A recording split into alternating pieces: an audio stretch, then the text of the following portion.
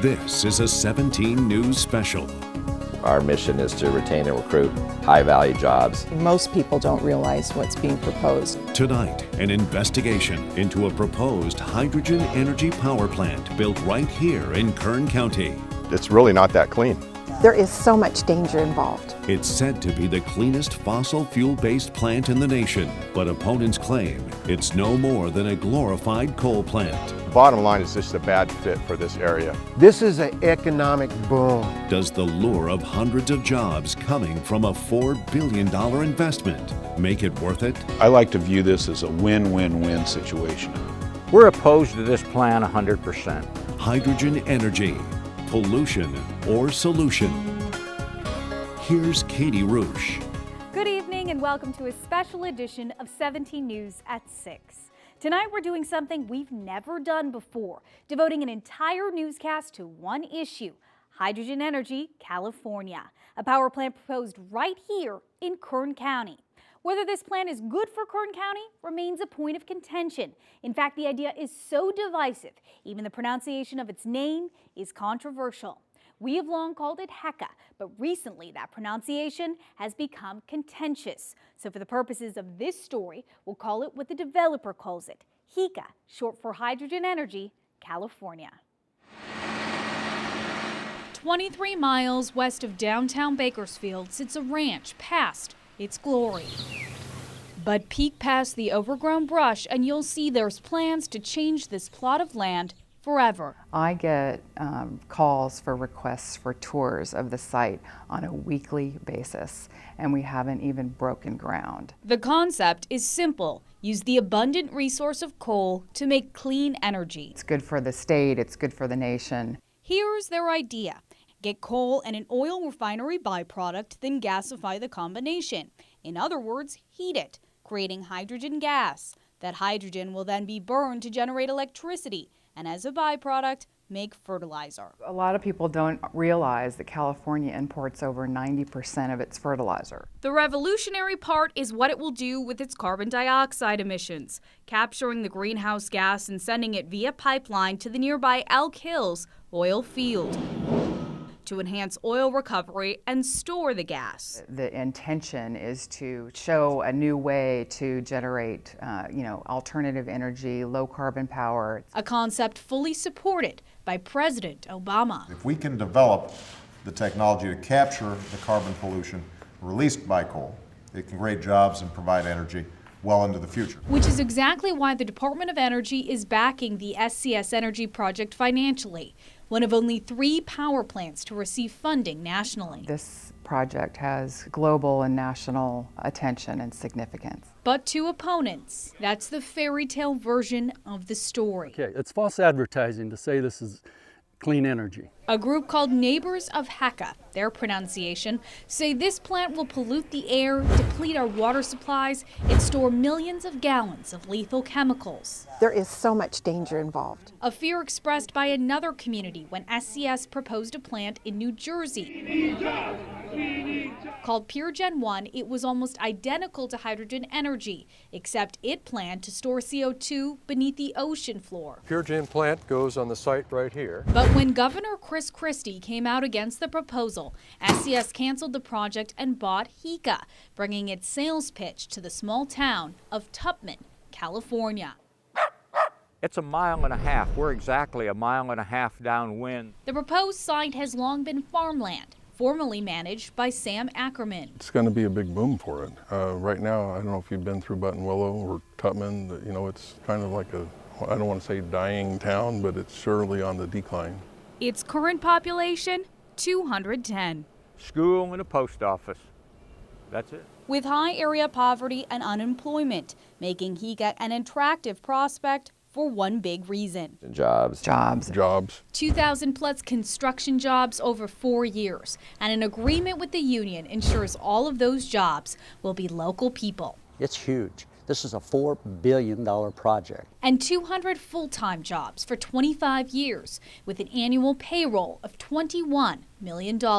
It's good for Kern County. It's good for Made in America. And potentially good for area schools and county budgets. And it's going to benefit Taft, Tupman, Shafter, Buttonwillow, Wasco, HECA estimates it will pay nearly $30 million annually in property tax, making HECA the fourth biggest property taxpayer in Kern County. Despite all the money involved, HECA would not be a big power plant. Developers estimate it will generate about 300 megawatts, but critics say it will use most, if not all, of that electricity on itself and its activities in the Elk Hills oil field. According to the California Energy Commission, during its peak power production, only 51 megawatts will make it to the grid for public use. During maximum fertilizer production, it will actually use power, 61 megawatts, taking away enough energy to power 33,000 homes. A tremendous amount of energy is going into this plant. Very little, if any, is going to come out. Which is why opponents like Tom Franz say building the plant isn't worth it, especially when it comes to emissions. When you have the worst air in the nation, having a coal plant here is not a good fit. While the plant will capture carbon dioxide, it will still release 500 tons of other pollutants into the air each year, a notion that is especially scary to the unofficial mayor of Tupman. The prevailing wind, 99% of the time, is right out of that direction. That's the northwest. Southwest to Tupman, 1.5 miles. Where 200 children attend Elk Hills Elementary School. We don't need it here in the southern part of Kern County where the air is the dirtiest that it can get. But is HECA any more dirty than other fossil-fueled power plants? The fact is that it is producing emissions at about the same rate as a natural gas-fired power plant. That is true if you use HECA's megawatt estimates, but if you base it on the California Energy Commission's numbers, the plant would be one of the dirtiest in Kern County, surpassed only by 3 wood-burning facilities. That's why the San Joaquin Valley Air District says it required HECA to make a one-time payment of $9 million to invest in pollution reduction projects in the area. Well, we've promised to preferentially use it in Kern County and the South Valley. Doesn't mean that we won't use it somewhere else in the San Joaquin Valley. To further mitigate its emissions, HECA also bought air credits, something a Valley company can earn when it dramatically reduces air emissions, then sells to companies that pollute. This system is designed by Congress, actually, in the Federal Clean Air Act, specifically to allow economic growth in areas that have poor air quality. HECA bought $16 million worth of credits from companies in Bakersfield and Kingsburg, enough to offset all of its emissions. They're actually providing more reductions than they are creating in increases. But the problem for opponents is the majority of these air credits were earned 20 to 30 years ago, meaning emission reductions actually happened in the 1990s and 80s. If the credits weren't there, the economic growth would not be there. Which is why last fall the Air District gave HECA the stamp of approval.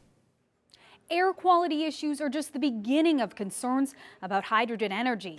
This is far beyond anything I've ever been familiar with. The plant has the potential to fill Kern County landfills at an alarming rate, and 2 deadly chemicals stored by the millions of gallons with potential impacts for thousands in Bakersfield. It's next on this special edition of 17 News at 6.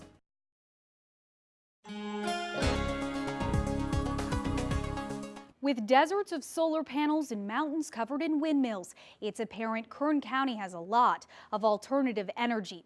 HECA would only enhance that reputation. But to get that notoriety, Kern County is going to have to take on the many byproducts of HECA, potentially explosive, lethal, and massive.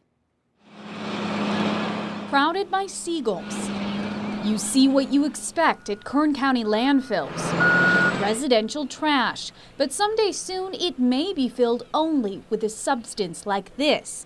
Because if approved, HECA will gasify coal, not completely burn it, so there will be a waste byproduct. It's described to me as a slag, as little chunks. The material is expected to be non-hazardous and safe for landfills, but the quantity may fill our limited dump sites. It's a lot. Up to 940 tons per day. According to the county, that's as much solid waste as all of unincorporated areas in Kern produce in 24 hours. This is far beyond anything I've ever been familiar with. This amount would put Kern County out of compliance with state regulations, which require the county to recycle 50% of its waste. Ultimately, the state can fine the county as much as $10,000 a day. But HECA says that won't happen because this material can be sold and recycled. Although it doesn't have a buyer yet, HECA says it's identified 500 plus potential customers within 300 miles. I know that they're putting in a lot of effort into it. Then there's the storage of 2 ammonia products, explosive and potentially lethal. One is liquid anhydrous ammonia, used to make fertilizer at the plant. Commonly, it's used by farmers on crops, but it's dangerous if inhaled, something Mike Anton Giovanni experienced firsthand 39 years ago. And it just cooked everything over time. And then within about 2 or 3 minutes, I was spitting up blood. Rushed to the hospital, doctors didn't know if Anton Giovanni would survive. The next morning, my wife gave birth to our 3rd son. Today, he still feels the effects. He can't run, and he can't smell. It's good for changing babies' diapers because there's no smell, and that's been permanent. Anton Giovanni's accident happened with a 250-gallon tank of anhydrous ammonia. HECA plans to have a pair of 2 million-gallon tanks. I'm so concerned. What is the danger to my family? According to the California Energy Commission, the most likely leak won't reach beyond the plant's fence line. But a total tank rupture, the EPA says that information is under confidential cover. Confidential cover? What are they hiding? Even the EPA urges HECA to disclose the worst-case scenario because by the agency's estimates, fumes could reach as far as 25 miles into the heart of Bakersfield, an estimate HECA disagrees with. It is so ultra-conservative that it's almost beyond anything that would ever happen. Then there's the ammonium nitrate, a highly flammable fertilizer used in the Oklahoma City bombing and the cause of the deadly explosion near Waco, Texas last summer. Well, the community of Tutman sits in the middle of 3 bombs then. HECA, energy propane plant that could blow up in the oil field. The Energy Commission admits there is a risk for explosions, but says it's not like the plant in Texas for 2 reasons. 1, the facility will store nearly 6 times less ammonium nitrate, and 2, this ammonium nitrate will be a wet, less explosive version of the substance. Then there's the storage of CO2. And what they want to put is a pipeline through there that's going to be right in back of Tutman. That pipeline would carry carbon dioxide, 2.6 million tons of CO2 a year to Elk Hills, to be pumped into existing wells for enhanced production. And they even have admitted that this can produce earthquakes, the CO2 injection into the ground. That may be true according to a University of Austin, Texas study that claims CO2 injection incited 93 earthquakes in the Cogdell oil field in 1 year. All but 1 were below a magnitude 4. But the question remains, could that happen in Kern County? The jury's still out, I think, on CO2 injection and increased seismicity. But CSUB Professor Janice Gillespie says if there's a place to store CO2 in California, HECA has the right idea. Here in the valley, we've got some of the biggest oil field storage reservoirs in California. And the biggest one by far is Elk Hills. While HECA's location may be ideal for carbon dioxide storage, how ideal is it for our limited resources? I don't think we can afford to give away any water. Just ahead, the use of millions of gallons of water a day, thousands of truckloads of coal rumbling along country roads, past schools, and hundreds of millions of taxpayer dollars to make it happen.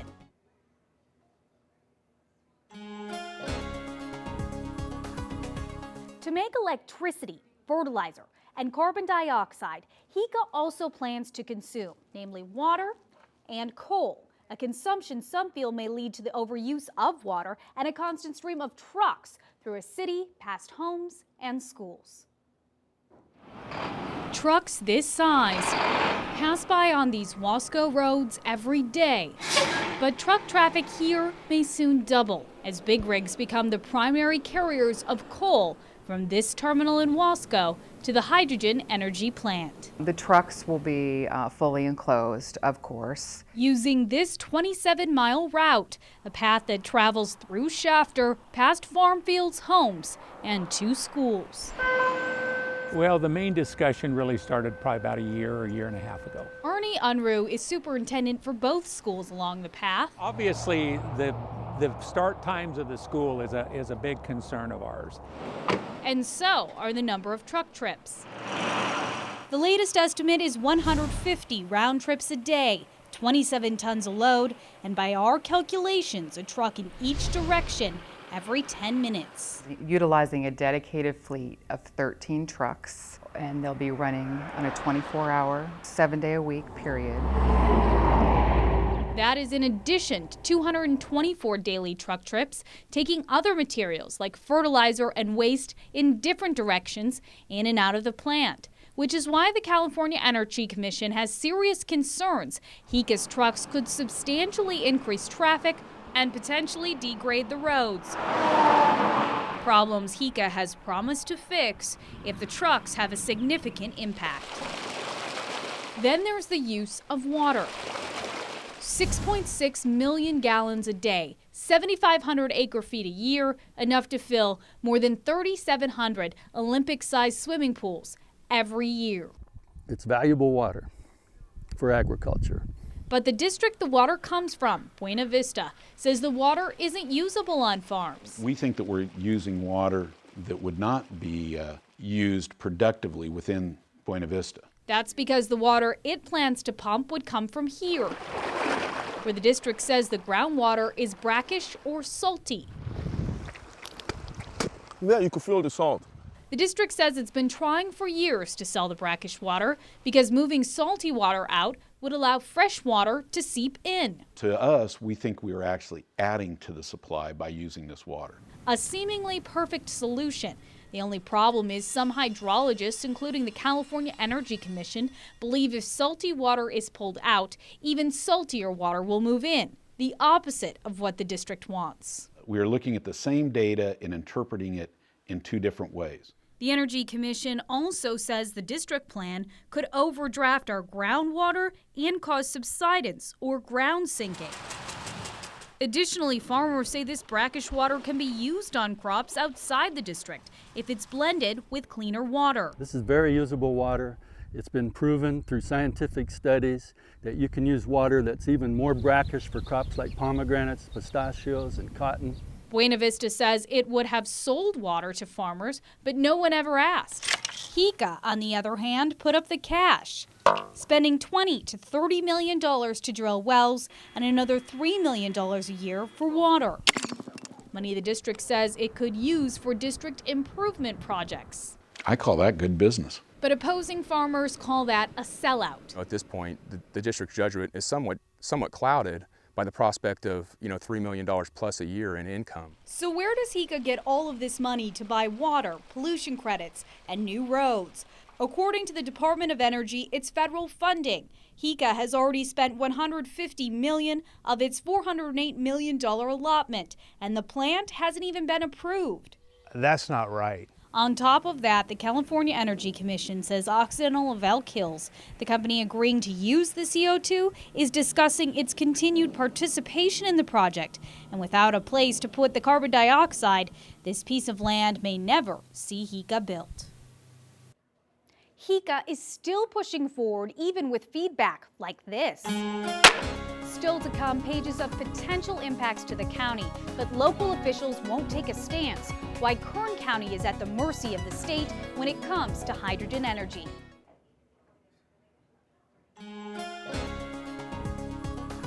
With all of HECA's potential impacts on the county, the Board of Supervisors here has yet to take a stance on the project. Officials say that's because the only agency with decision-making authority is the California Energy Commission. One by one, we asked each supervisor to tell us how they feel about HECA. No one seemed to want to touch the issue, except Supervisor David Couch, whose district encompasses HECA's proposed site. I still have a lot of concerns about it, and I think the board does as well, the county staff does as well. But does that opinion really matter? Ultimately, I think the answer to that is no. That's because under state law, the California Energy Commission has the sole permitting authority over every power plant that generates 50 megawatts or more. What supervisors could do is vote to support or oppose the plant. To this date, they haven't. Could we have taken a stronger position one way or another? I suppose you could always say we could have done that in almost any case, but we did what we thought was the prudent thing to do. Sending this 40-page document to the Energy Commission with a laundry list of concerns. An agency that has taken a stance, the EPA, raising a variety of concerns in its 22-page response to the California Energy Commission, categorizing the plant as an environmental concern with insufficient information. But behind the opinions of decision makers lies the emotional arguments. We're opposed to this plan 100%. Not many projects of this size come along. Families who live near the site, as a crow flies, mile, want to leave. It seems like we're up against a monster. We ought to grab it and embrace it and make it happen. But after 6 years of applications, the plant hasn't been embraced yet by the California Energy Commission, the only organization that can say heck yes or heck no to HECA. Now that you're in the know, when will a decision be made about HECA and how can you weigh it? Details next.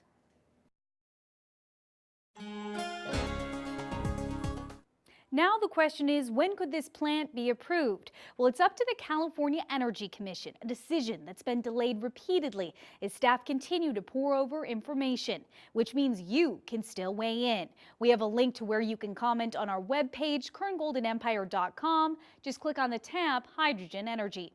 Also on the web, extended information about HECA, like where its air credits were earned, stories of families near HECA, and a breakdown of the dirtiest power plants in Kern County. Finally, thank you for joining us tonight. I'm Katey Rusch.